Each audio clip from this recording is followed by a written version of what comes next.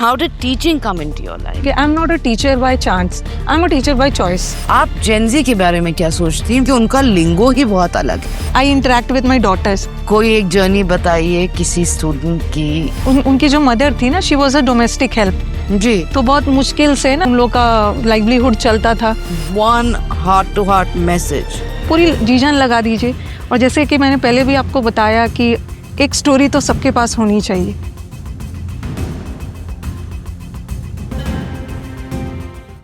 Hello everyone, नमस्कार। मैं आपकी होस्ट नूर इनायत हूँ। मैं आपको आज एक ऐसी हस्ती से मिलवाऊंगी जो ना कि सिर्फ हिंदुस्तान में पर उनके स्टूडेंट्स दुनिया भर में हैं। सब उनको रानी मैम से जानते हैं। उनका नाम रानी सिंह है और वो इंग्लिश सिखाती हैं कि उनके स्टूडेंट्स सारे कम्पिटिटिव एग्जाम्स में अच्छा कर पाएं, अपने ख्वाबों से जुड़ पाएं और अपने ख्वाब अचीव कर पाएं। रानी मैम का अपना यूट्यूब चैनल है। अब उन्होंने अपना एक ऐप शुरू किया है। उन्होंने बहुत सारी किताबें लिखी हैं सिर्फ इसलिए कि कोई बच्चा ना रह जाए पीछे। अब मैं उनके बारे में बोलना चाहूँ तो मैं पेज दर पेज बोलती रहूंगी, पर उससे बेहतर है तो हम उनको बुलाएं और आप सबसे मिलवाएं। ये है बुककास्ट बाय बुकस्केप, जहां आपको ना कि सिर्फ रानी मैम की किताबें मिलेंगी, आपको और हजारों बहुत इंटरेस्टिंग अलग एजुकेशनल किताबें, हर चीज मिल सकती है। हम लोग हिंदुस्तान के नंबर 1 सेलर्स हैं वर्चुअली, पर ये सब आप हमारी वेबसाइट पे भी देख सकते हैं। आइए मैं रानी मैम को वेलकम करती हूँ। हेलो रानी मैम। मैम, मैंने आप खुद देख लीजिए, आपके लिए बहुत सारे क्वेश्चंस तैयार किए हैं एंड सरप्राइज टेस्ट है, बुरा ना मानिएगा। ये तो स्टूडेंट्स देख के खुश हो जाएंगे क्योंकि अक्सर मैम हम लोग से क्वेश्चन पूछती है। आज मैम पहाड़ के नीचे आई है, जो बोलते हैं ना, आज आया ऊंट पहाड़ के नीचे। तो I am keeping my fingers crossed कि मैं अच्छे से सबको आंसर कर पाऊँ और स्टूडेंट्स के नज़र में मैं क्वालिफाई कर पाऊँ, जैसे वो एग्जाम्स क्वालिफाई करते हैं, आज का पॉडकास्ट मैं क्वालिफाई कर जाऊँ। चलिए उम्मीद रखते हैं और मैं शुरू करती हूँ। आपके लिए एक रेगुलर दिन कैसा लगता है? How do you see an average every day for yourself? Not single day की मैं बात करूं, मेरे जो वीक होते हैं ना, like starting from Monday to Friday, it's very monotonous. I wake up early in the morning, daughter को स्कूल भेजती हूँ, ब्रेकफास्ट बना के, then I go for a walk. उसके बाद फिर मेरा क्लासेस शुरू हो जाता, तो 9:30 to 2:30 I am totally packed. तो अगर कोई मुझसे पूछे ना कि आपका वीक कैसा रहता था, तो आई वुड से मोनोटोनस रहता, बट स्टिल आई एंजॉय, क्योंकि स्टूडेंट्स को पढ़ाना एक अलग अलग ही लेवल है।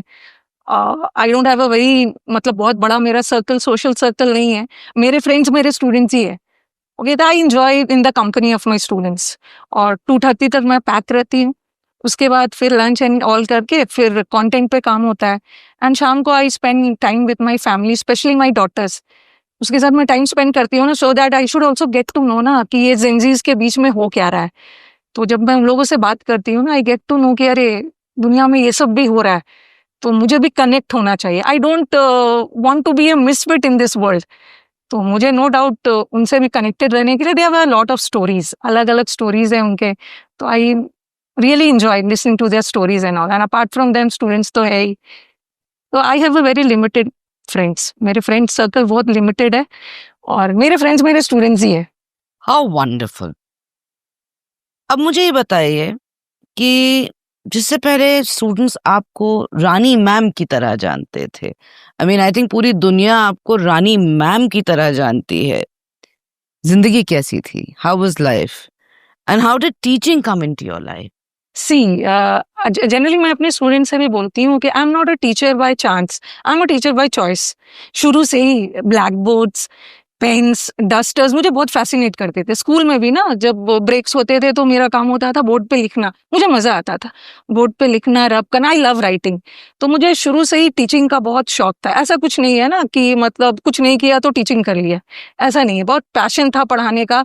And what I feel about my self कि थोड़ा सा मैं गॉड गिफ्टेड हूँ। मेरा जो पावर ऑफ एक्सप्रेशन है, मतलब related to the curriculum, hmm by God's grace मुझे थोड़ा मिल गया अच्छा सा, तो और मैं और भी इसको इम्प्रूव करने की कोशिश करती हूँ कि how to deliver the things in hmm easy way. Very interesting. अब हर टीचर का दिस इज इट मोमेंट होता है कि बस यही मोमेंट था। आपको अपना याद है?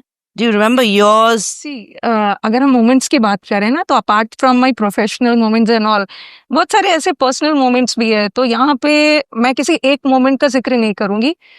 अगर मुझसे कोई पूछे कि लाइफ का आपका सबसे इमोशनल मोमेंट कौन सा था, तो दैट वाज वेरी पर्सनल। तो I would like to share, ठीक है, since it's a combination of formal and Of informal course. Conversation है। तो my father in law, I was very attach to him. तो मे बी बोलते समय I get a bit emotional because I was very attach to him. तो हुआ क्या था कि अपने लास्ट के दिनों में, आई थिंक इट वॉज 2005, वो गिर गए थे। एंड उसके बाद ना उनकी सर्जरी हुई, बट फाइनली सर्जरी बहुत सक्सेसफुल नहीं रहा, and he got bed ridden. तो it was from 2005 to 2009 he was bed ridden. And मतलब एकदम एक चाइल्ड की तरह हो गए थे। एंड वो मुझे इतना मानते थे, and I also got so much connected to him ना। जब घर में कोई डॉक्टर्स वगैरह भी आते थे ना, तो they used to ask him कि ये आपकी बेटी है क्या?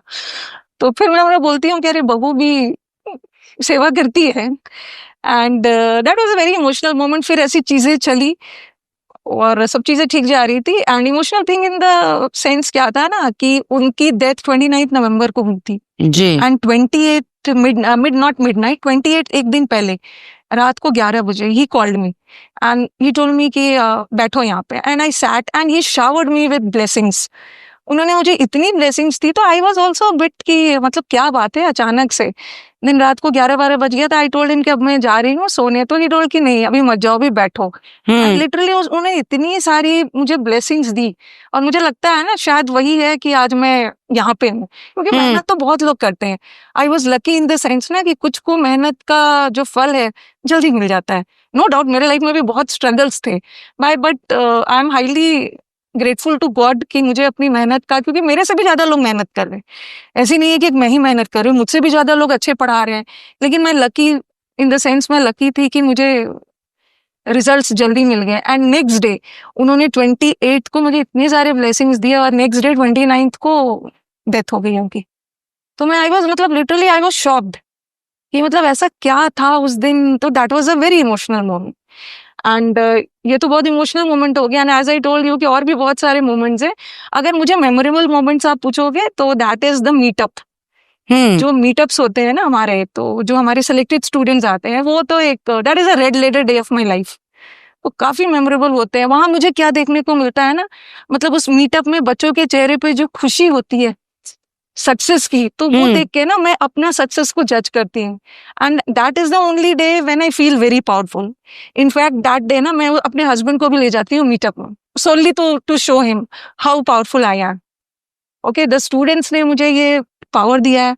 And then coming to the most regretful moment, and no doubt regretful moment था कि my father, that was my father in law.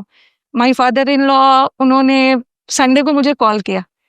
ठीक है, संडे को छुट्टी होती है तो यूज टू कॉल मी। तो मैंने क्या किया ना, उस दिन मैं कॉल पिक नहीं कर पाई, होपिंग कि मैं रात में उनसे बात कर लूंगी। बट रात में अचानक से मैसेज आता था ना कि he had a heart attack and he couldn't survive. तो that was a most regretful moment. तो मैं इस मोमेंट के थ्रू अपने स्टूडेंट्स को यही बोलना चाहूंगी ना कि पेरेंट्स जब भी कॉल करें ना, सारा काम छोड़ के उनका कॉल पिक कर लीजिए, बिकॉज उसके बाद फिर आपके पास रिग्रेट के अलावा कुछ भी नहीं बचता है। तो दीज आर सम, और ऐसे तो बहुत सारे इमोशनल मोमेंट्स होते हैं। नहीं, मैं समझती हूँ, पर एक बात ये भी है कि अगर आप वैल्यू करें तो बड़े बुजुर्गों की दुआएं अगर एक बार आपके पास आ जाएं तो इंसान फेल नहीं करेगा। मैं ये फील करती हूँ कि व्हाट आई एम टुडे ना, just because of their blessings. No, I agree with you on that.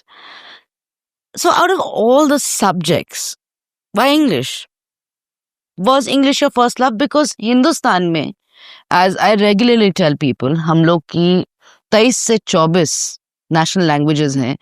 British अगर हमें कुछ दे के गए तो एक तोहफा रेलवेज और एक तोहफा इंग्लिश लेके गए, जो शायद दुनिया में it's one of the most spoken languages and it connects the world. तो आपने अंग्रेजी क्यों चुनी? बिकॉज आए दिन स्टूडेंट समझते हैं कि बहुत ही आसान है, it's a very easy language, it's easy to score in, it's easy marks. But why are you choosing to teach what is called an easy language? See first of all I would like to say ना कि मुझे वो लोग बहुत inspire करते हैं ना जिसकी जितनी अच्छी इंग्लिश होती है उतनी अच्छी हिंदी भी है.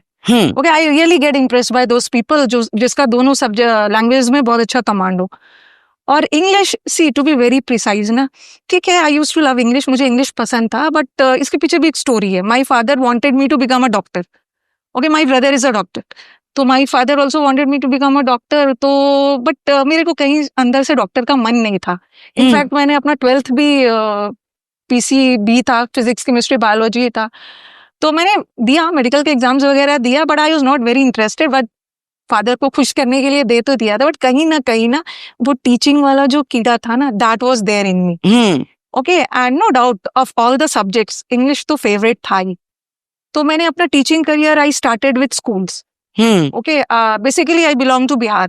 जी. ठीक है, तो बिहार में डीपीएस पटना में मैंने पढ़ाया.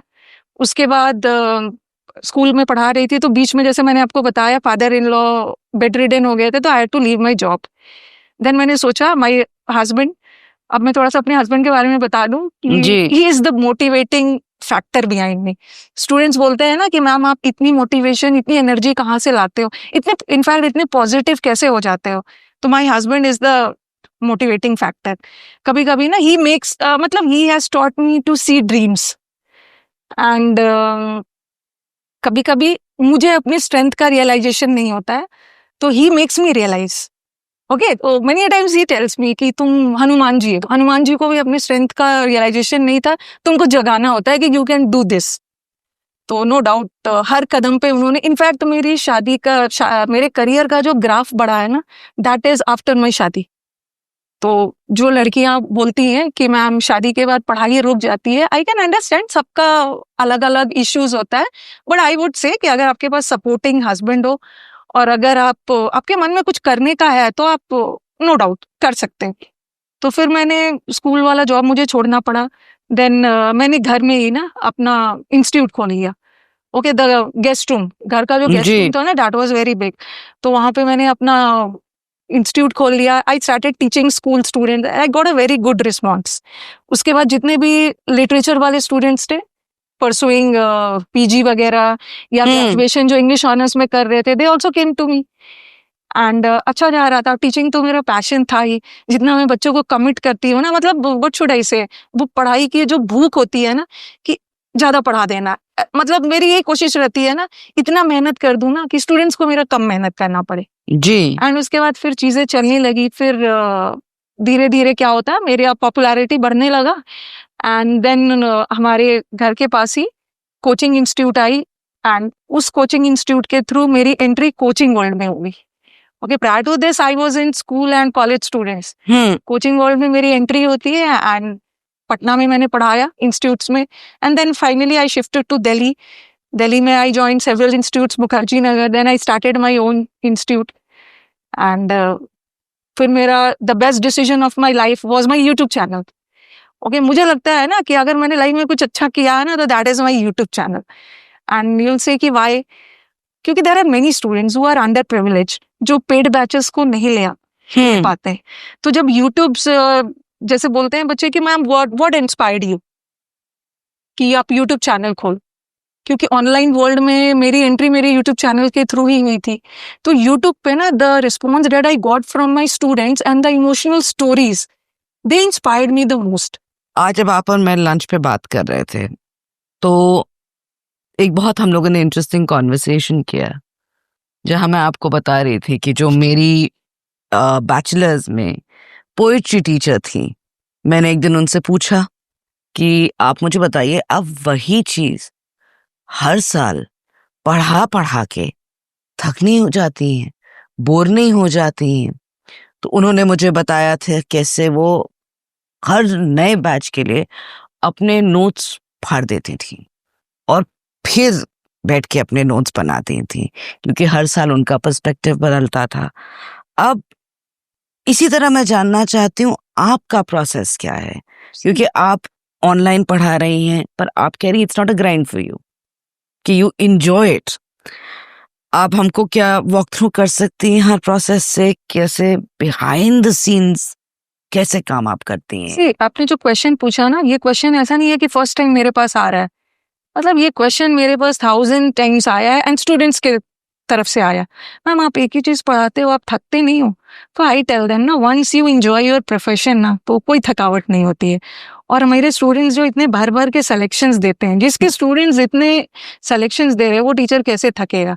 हर साल वो मेरे अंदर नई एनर्जी डालते हैं। तो दे टेल मी कि मैम आप क्लास में इतने एनर्जेटिक रहते हो, तो कहाँ से ये एनर्जी लाते हो? तो आई टेल देम कि ये एनर्जी आप ही लोग मुझे देते हो ना, मुझे आप लोगों की तरफ से इतना सिलेक्शन मिलता ना, मैं इतना पावरफुल फील करती। तो व्हाट आई फाइंड कि आप जो चीज़ एंजॉय करते हो उसमें आप कभी बोर नहीं होते। और जहाँ तक कंटेंट की बात करें, तो हम लोगों का यूएसपी हम लोग का कंटेंट है। एवरी टाइम, हर 6 मंथ्स, मतलब ग्रामर ग्रामर है, we can not change grammar. Noun is noun, 5 साल पहले भी वही नाउन था, अभी भी वही नाउन है, आगे भी वही नाउन रहेगा। लेकिन व्हाट वी डू ना, क्वेश्चंस का जो सिलेक्शन हम लोग करते हैं ना, बिकॉज इतने सालों से मैं पढ़ा रही हूँ ना, तो मुझे पता है कि बच्चा कहाँ पे गड़बड़ी करेगा।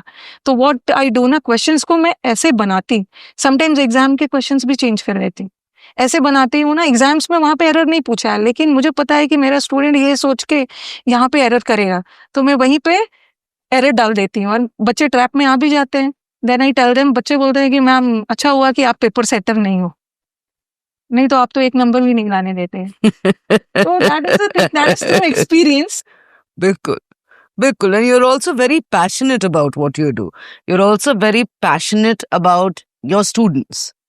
That is something that matters to you.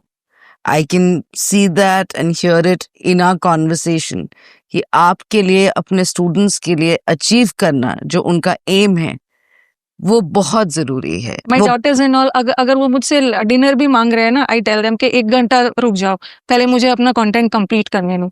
तो मेनी टाइम्स दे कंप्लेन कि आपको तो पढ़ाई के आगे कुछ दिखता नहीं है। मैंने बोला अरे नहीं, जैसे आप लोग मेरे बच्चे हो, स्टूडेंट्स भी मेरे बच्चे हैं, और जैसे मैं आप लोग को सक्सेसफुल देखना चाहती हूँ, वैसे हमारे स्टूडेंट्स भी है। तो what I am today, just because of my students, my energy, my passion, my positivity. But many a times we people are human beings, तो कभी कभी नेगेटिव भी मैं हो जाती हूँ, but my husband is there कि वो एनकरेज करते रहते हैं मुझे कि ये भी कर लो, ये हो जाएगा, यू कैन डू इट। तो and I mean, I think you're very blessed with a partner जो आपको इतना हाइप करते हैं, जो हमेशा आपके साथ हर चीज में खड़े हैं। And I think it's beautiful, it's beautiful. जो बैकग्राउंड में आपको जो बुक्स दिख रहे हैं जी, okay, that is solely because of my husband. उन्होंने मुझे फोर्स कर करके, because I am so much busy engrossed in my classes ना, कंटेंट पे इतना ज्यादा काम करते रहती हूँ, ओके, तो मुझे टाइम नहीं मिल पाता था। ओके, और मेरे पास सारे कंटेंट रेडी थे, बस उसको कंपाइल करना था, पर वो हो नहीं पा रहा था। तो ये जो बुक्स दिख रहा है ना, जी, तो वो तो सारा credit I give it to my husband. ये बहुत इंटरेस्टिंग चीज है बिकॉज ये किताबें मैटर करती हैं। So Rani ma'am, Yes. you have a bunch of students. आपके स्टूडेंट्स हर उम्र के हैं, हर जगह से हैं।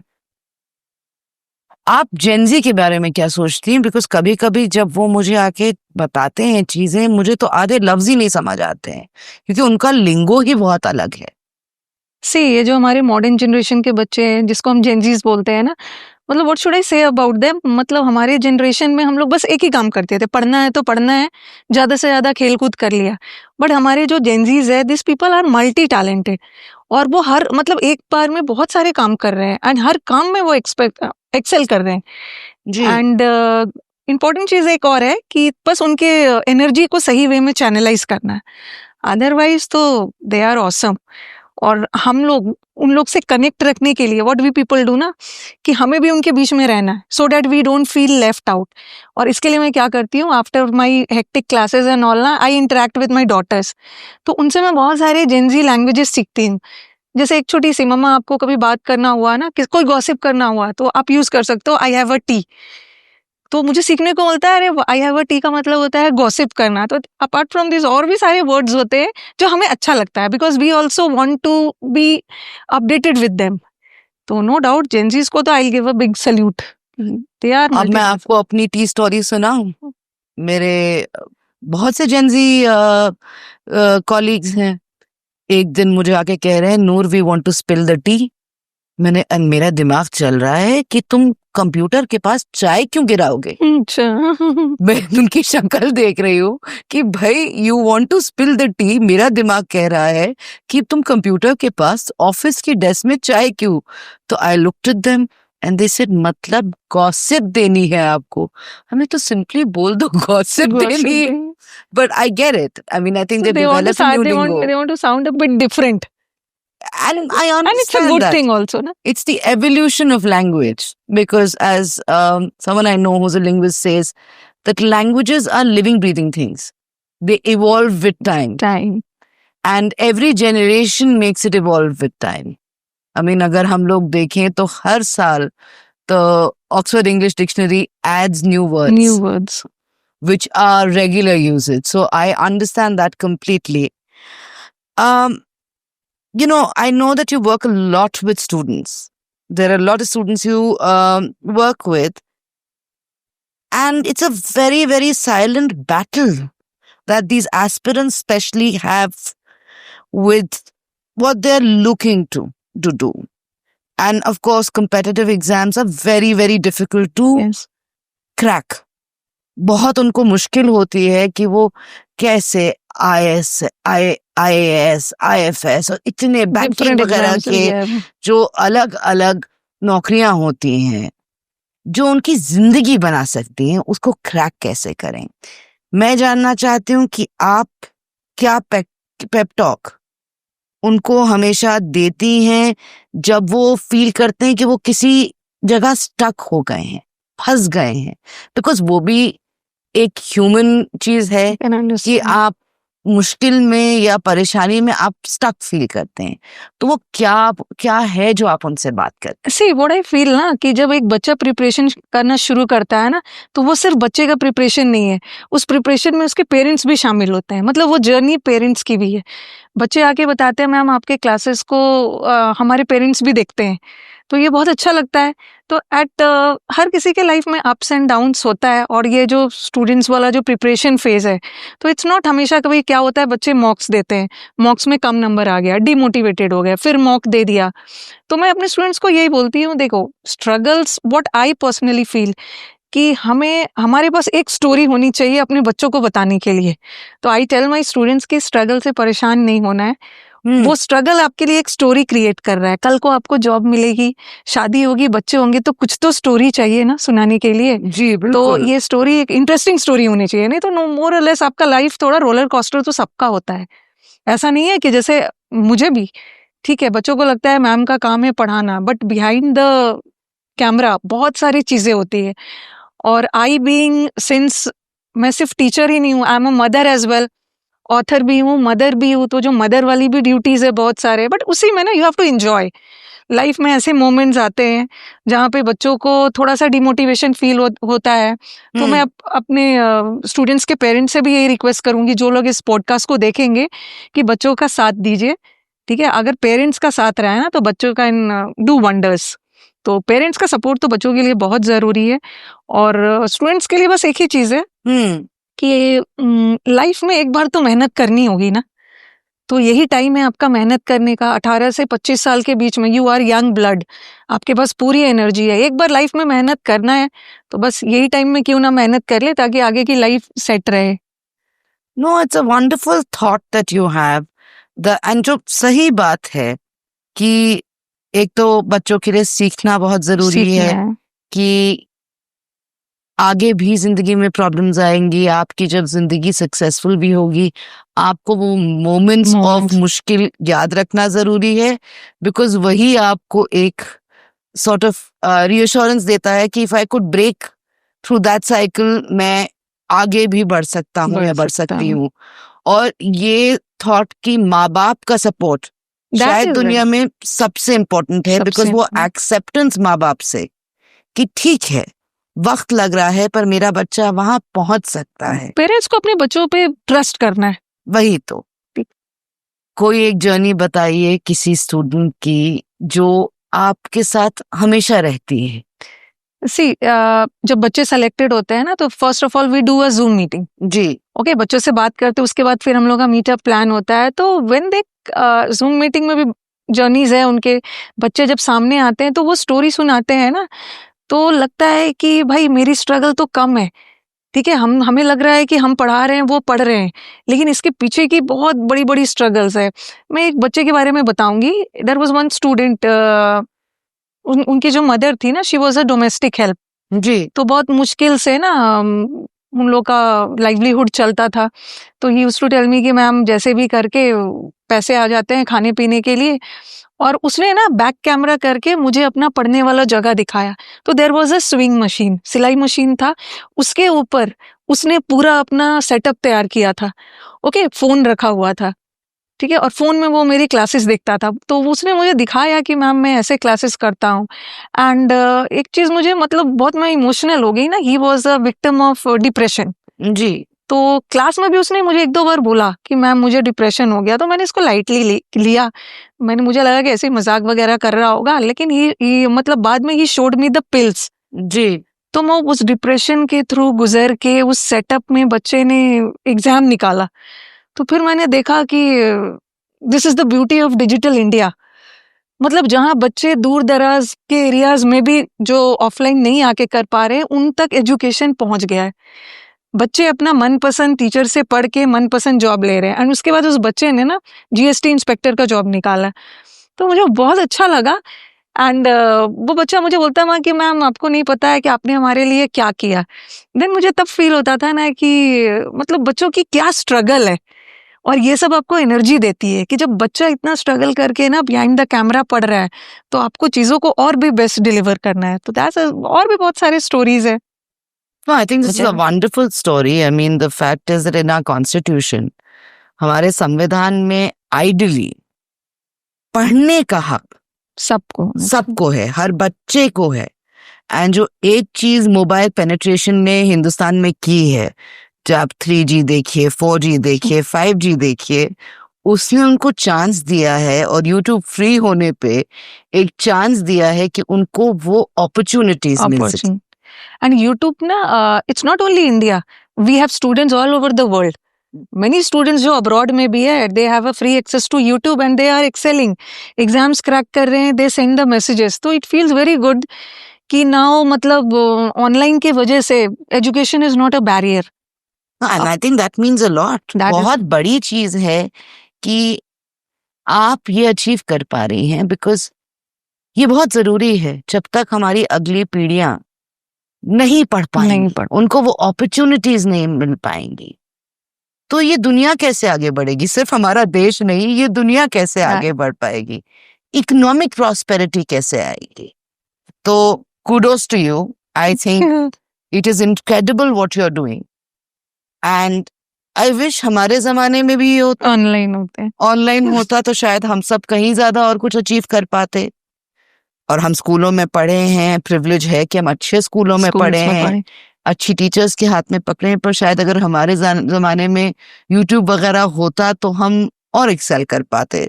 बट दैट इज ना, चलो यूट्यूब पे तो चलो आपने एक पॉजिटिव एस्पेक्ट रखा, but there are many okay जो यूट्यूब की वजह से डिस्ट्रैक्ट भी हो रहे हैं जी। बट वो तो चलो पॉजिटिव और नेगेटिव एस्पेक्ट तो दोनों का होता है, it's up to you. Online classes में भी ना बच्चे दे आर गेटिंग डिस्ट्रैक्टेड। तो जो मैं बच्चों को केटर कर रही हूँ ना, दे आर ग्रेजुएट्स और मे बी अंडर ग्रेजुएट्स भी है, but they are sensible enough to understand ना कि कब हमें बाकी के सारे ऐप्स बंद करके रखने हैं, पढ़ाई के समय सिर्फ पढ़ना है। तो व्हाट आई हैव फाउंड, जैसे इसके पहले भी आपने मुझसे पूछा था regarding offline and online classes, तो as a teacher what I personally feel ना कि दोनों मुझे, आई यूज्ड टू एंजॉय दोनों, लेकिन मुझे ऑनलाइन में लगता है कि मैं ऑनलाइन में ज्यादा कंटेंट डिलीवर कर पाती हूँ। एक क्लिक के साथ बच्चों के पास सारे पीडीएफ्स पहुंच जाते हैं। और ऑनलाइन का एक और फायदा है कि बच्चे अपने घर में माँ के हाथ का बना हुआ खाना खा रहे हैं, एक अच्छे से एनवायरनमेंट में पढ़ भी रहे हैं। But again there are many जो घर पे डिस्टर्बेंस की वजह से वो ऑफलाइन भी आ जाते हैं। तो दोनों के अपने अपने फायदे नुकसान है। तो it's up to the students कि वो कैसे ले रहा है। वो मैं समझती हूँ। एक बहुत इंटरेस्टिंग सवाल मेरे दिमाग में आज मैं यहाँ आ रही थी, बार बार उठे जा रहा था, तो मैंने वो लिख के रखा कि बच्चे आपको Rani ma'am the English teacher की तरह देखते हैं, पर ग्रामर रूल्स और वोकैबुलरी लिस्ट के आगे what is that one thing you wish they knew about you? See what I class में ना I maintain a decorum. Of course. Okay, many of my students feel ना कि I am a very strict teacher, but precisely speaking I am not a very strict teacher. Class में थोड़ा सा बच्चों को डरा के रखना होता है. जी. Okay, because you don't know कि ये जो ऑनलाइन है कुछ भी बोल के ये मजे करते रहते हैं, तो क्लास में थोड़ा सा डेकोरम तो मेंटेन करना पड़ता है. But when they come to meet me ना, तो दे टेल मी कि ma'am you are a very sweet person. तो आई टेल देम कि मैं रियली मैं स्वीट हूँ, बट मुझे प्रिटेंड करना होता है. तो क्लास में डेकोरम मेंटेन करना होता है. तो व्हाट आई फाइंड कि अभी ऑनलाइन में मैंने देखा है ना कि व्हाट आई पर्सनली फील कि स्टूडेंट्स और टीचर्स के बीच में ना there should be a thin line. Okay, teacher is your guru, आपके मेंटर है, तो एक थिन इतना भी ज्यादा फ्रेंडली नहीं हो जाना. जैसे मैं स्कूल्स में ही अपने बच्चों को ही देख रही हूँ ना, टीचर से व्हाट्सएप चैट हो रहा है एंड ऑल. हमारे जमाने में ऐसा नहीं होता था, हम लोग टीचर से डायरेक्ट आई कांटेक्ट नहीं कर पाते थे. थोड़ा तो डर होना चाहिए ना. ठीक है, offline is a different thing, वहां तो आप बच्चों को सामने डांट दोगे, बट ऑनलाइन में the students they get a liberty. वो कुछ भी बोल के निकल जाते हैं. तो टीचर्स अगर शुरू से थोड़ा सा स्ट्रिक्ट रहे ना, और क्लास में मैं अपने स्टूडेंट्स को यही बोलती हूँ कि भाई जो भी 1 घंटे 1.5 घंटे पढ़ रहे हैं पढ़िए, यही समय है. उसके बाद मौज मस्ती करने का तो बहुत टाइम है. द होल वर्ल्ड, पूरी दुनिया है आपके पास, पूरी लाइफ बची है, बट इस समय में आप अगर पढ़ लेते हो तो लाइफ सेट है. This is the thing. और थ्रू आउट द क्लास मैं उनको इतना इंगेजिंग रखती हूँ ना, फटाफट लिखना, और डरा के कि अगर नहीं जल्दी लिखते हो तो फिर मैं एक क्लिक पे हटा भी दूंगी. तो इतना इंगेजिंग करके रखती हूँ कि वो उन्हें 1.5 घंटा पता भी नहीं चलता है. तो आप अपने कंटेंट को ऐसा रखिए ना कि बच्चा डिस्ट्रैक्ट हो ही ना. मैं आपको एक छोटा सा एनेक्डोट बताती हूँ. मेरी अम्मा 36 साल डीपीएस मथुरा रोड में पढ़ाती रही. जब भी हम लोग बाहर होते थे कहीं, किसी मार्केट में कहीं, एंड वो नर्सरी, प्रेप और फर्स्ट के बच्चों को पढ़ाती थी, सडनली कोई एक 6 फुटा आदमी आके सोनिया मैम करके उनको जोर से हग करे, and then would say ma'am आपको मैं याद हूँ. और मेरी माँ सोच रही कौन सा बच्चा है. एंड वो पढ़ाने में भी जो आप कह रही हैं कि एक थिन लाइन थी, पर वो लाइन बहुत जरूरी थी कि डेकोरम मेंटेन होगा. बदतमीजी नहीं ली जाएगी आपको. और जब आप बचपन से सिखाते हैं तो बच्चा सीखता है. And this full grown man would come to hug her and would say Sonia ma'am आपको याद है मैं कौन हूँ. I mean, mother would be blank because जो बच्चा 4 साल की उम्र पे कुछ लगता था, वो 30 साल की उम्र पे वैसा नहीं लगेगा. पर वो उन बच्चों के लिए, ये जो एक टीचर थी जिन्होंने एक फाउंडेशनल वक्त पे उनको सिखाया, उनकी मेमोरीज कैसे रही, एंड उन्होंने बाद में रियलाइज किया कि उस वक्त जो सिखाया उसने जिंदगी कितनी बना दी. तो ये जो आप बात कर रही है, ये एक्चुअली मैं समझती हूँ कि जब हम लोग भी स्कूल में थे, हमारी जरूरत नहीं हो सकती थी कि हम टीचर से आंख में लाग के भी बात कर सके. And वो डर में नहीं था, वो लिहाज में. हाँ, that is लिहाज. वो लिहाज में था, वो तमीज में था, वो इसमें नहीं था क्योंकि हम उनसे खौफशुदा हैं. And I think that is very important. And जब उनसे कहीं और अब मिलते हैं, उतने ही लिहाज से अब हम लोग आंख में लाके बात कर सकते हैं क्योंकि अब हम बड़े हो गए. अब अभी भी मैं एक मार्केट प्लेस या कहीं मॉल वगैरह में मुझे स्टूडेंट्स मिल जाते हैं, मैम मैंने आपका ये बैच किया था. तो फर्स्ट ऑफ ऑल ना मेरे को भी बहुत मतलब क्यूरियोसिटी होती है, पहले बताओ बैच किया था, सिलेक्शन हो गया है ना. बड़ा हाँ मैम सिलेक्शन हो गया. नहीं तो इट फील्स बैड ना कि बैच किया था, बट देखो we are giving our best. It's not that ना कि सरकारी नौकरी is the end of the world. Right, ठीक है, जितना देर हमारे पास टाइम है, जितनी देर की उम्र है, हम कर सकते हैं. बट इसका मतलब मैं अपने स्टूडेंट्स को यही बोलना चाहूंगी कि ऐसा कुछ नहीं है कि if you don't get a job, government job, तो that is the end of the world. आपके पास करने के लिए बहुत कुछ है, बट व्हाट आई फाइंड कि जो करिए उसमें एक्सेल करिए. बिल्कुल, जो करना है एक्सेल करना है. चीज मैं बिल्कुल समझती हूँ, because that's what my mother would also say. Give it your 100%. Give your in whatever thing you do. Whatever you do, give it your 100%. And if you, then even if you don't do well, you know you've given it your 100%. Yes. So there is a quote.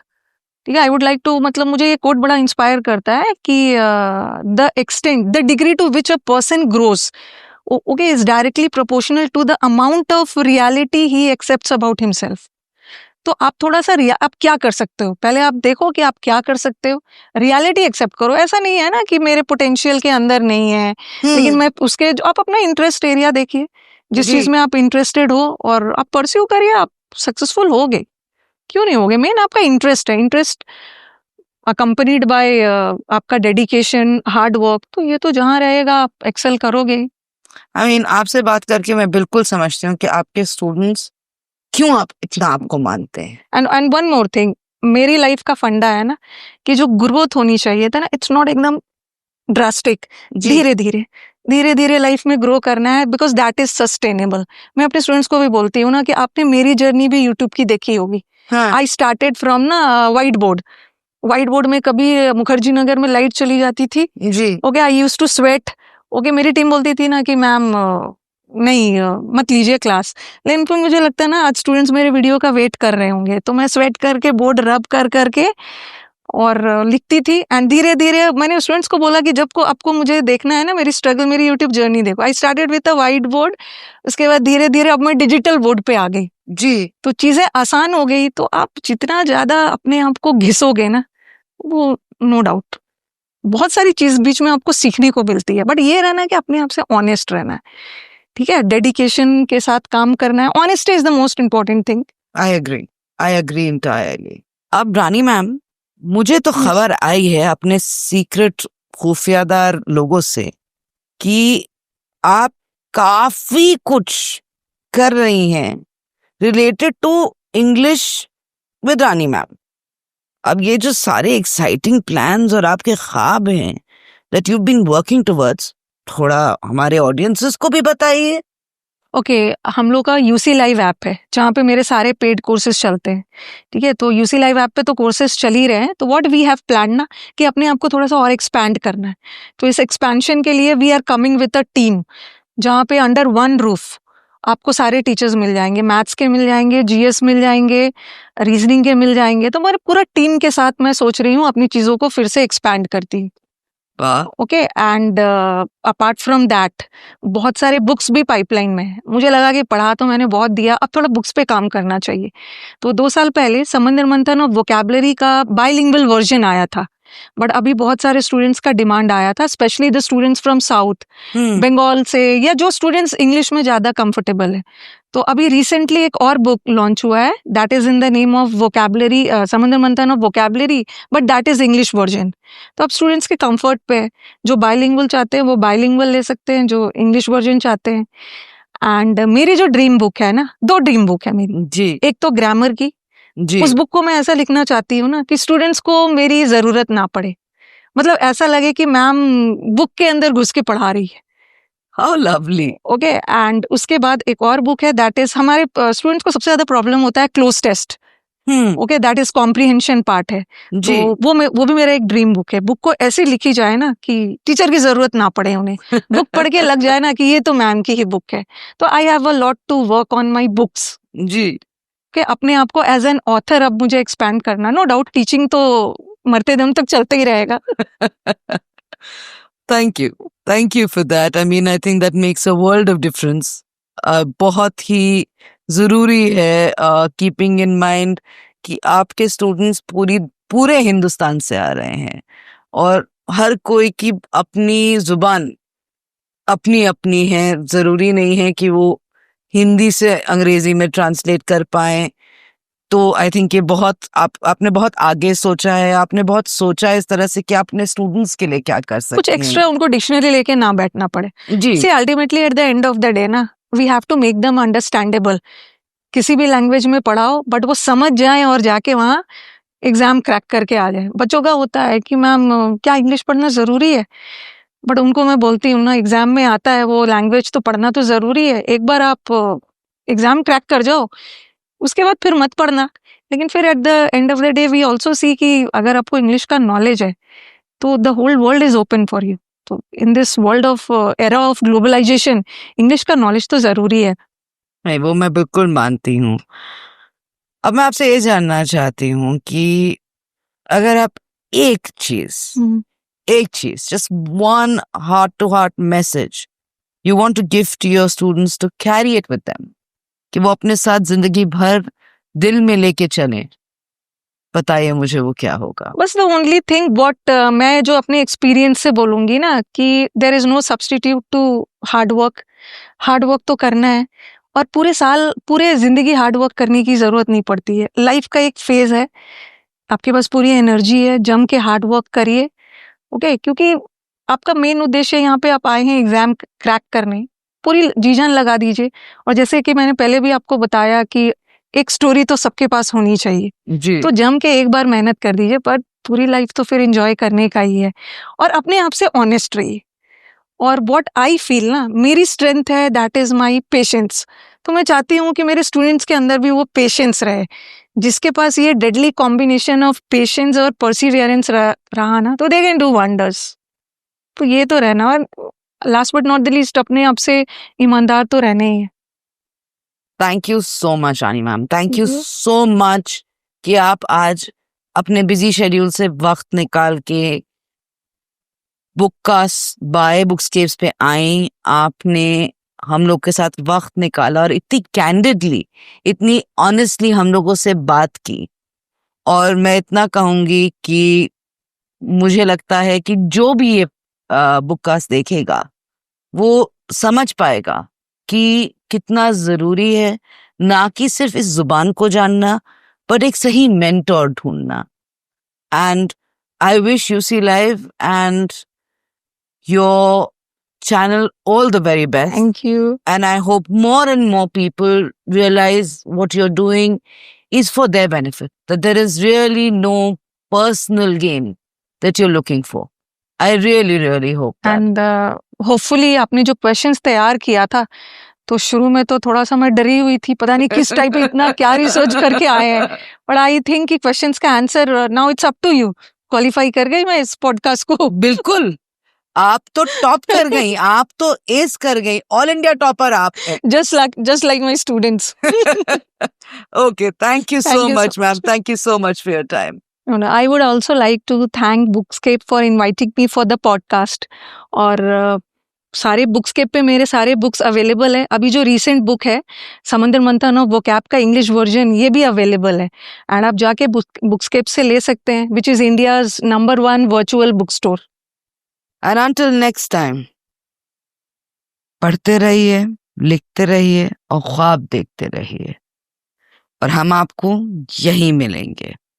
अगर आज का podcast आपको अच्छा लगा है तो like, share and subscribe, और उस वक्त तक अलविदा।